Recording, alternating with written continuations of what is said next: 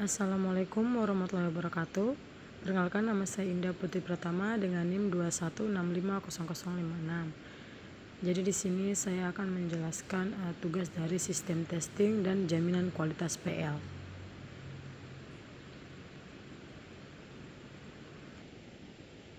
Pilihan black box testing. Black box testing dan white box testing adalah dua pendekatan yang berbeda dalam pengujian perangkat lunak. Mari kita lihat kelebihan dan kekurangan dari masing-masing.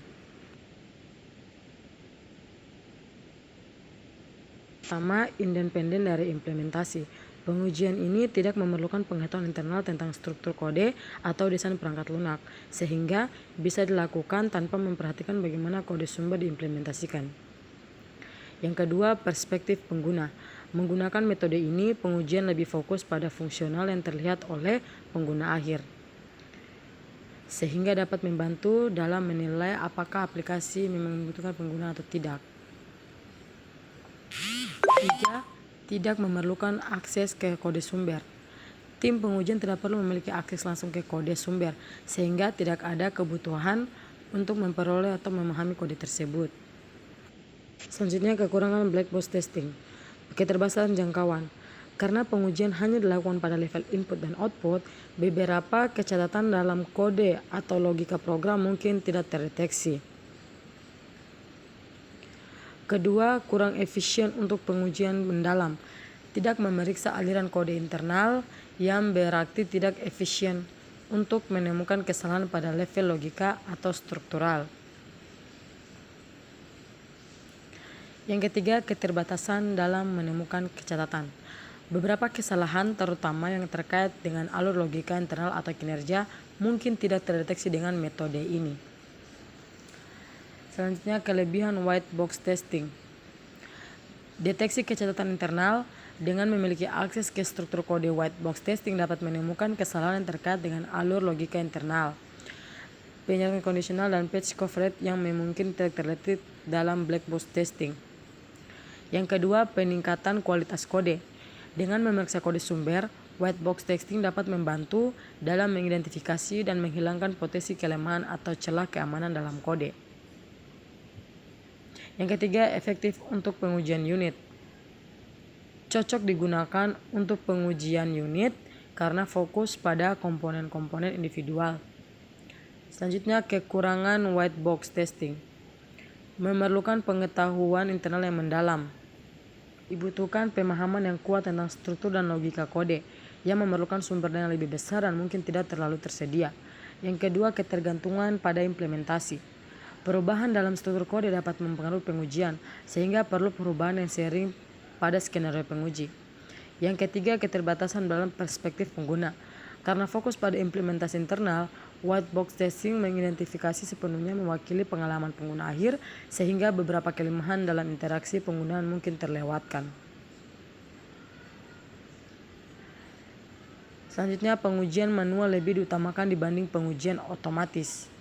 Pengujian manual dan otomatis memiliki kelebihan dan kekurangan masing-masing, dan keputusan untuk menggunakan salah satu tergantung pada berbagai faktor, termasuk kompleksitas proyek, jangkauan penguji, anggaran, dan waktu yang tersedia. Berikut adalah situasi di mana masing-masing jenis penguji lebih diutamakan. Pengujian manual. Yang pertama, eksploratif. Saat ingin menjelajahi berbagai kasus pengujian baru yang belum terdokumentasi dengan baik, pengujian manual sering lebih efektif. Manusia dapat mengambil keputusan cerdas dan memenuhi kelemahan yang tidak terduga dalam aplikasi.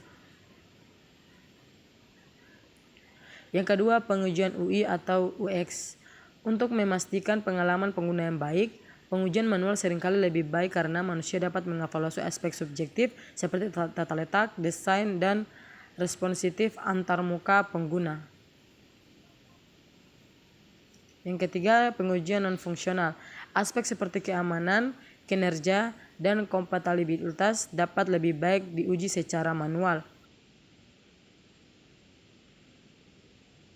Pengujian otomatis. Regression testing. Ketika perubahan kecil dilakukan dalam kode atau ketika perlu memverifikasi bahwa perubahan baru tidak merusak fungsionalitas yang ada. Pengujian otomatis sangat diutamakan karena dapat dilakukan dengan cara cepat dan efisien. Kedua, pengujian yang berulang. Untuk skenario pengujian yang perlu dilakukan berulang kali, terutama pada tahap pengembangan perangkat lunak terus-menerus, otomatis dapat menghemat waktu dan sumber data yang signifikan.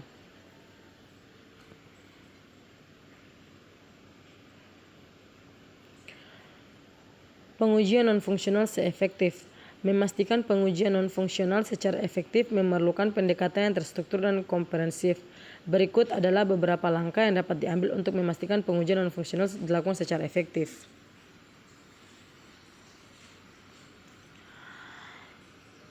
Identifikasi kebutuhan non-fungsional.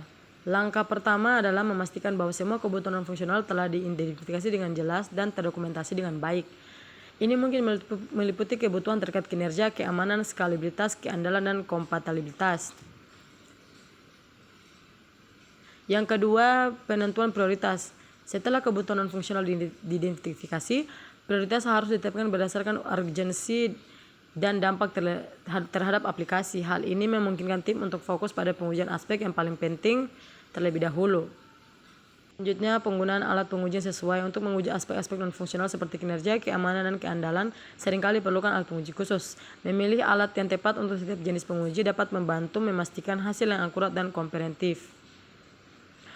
Penguji pada tahap awal. Pengujian non-fungsional harus dimulai sejak awal. Pengembangan perangkat lunak ini memungkinkan untuk mengidentifikasi dan memperbaiki masalah sebelum mereka menjadi lebih sulit dan mahal untuk diperbaiki tahap selanjutnya.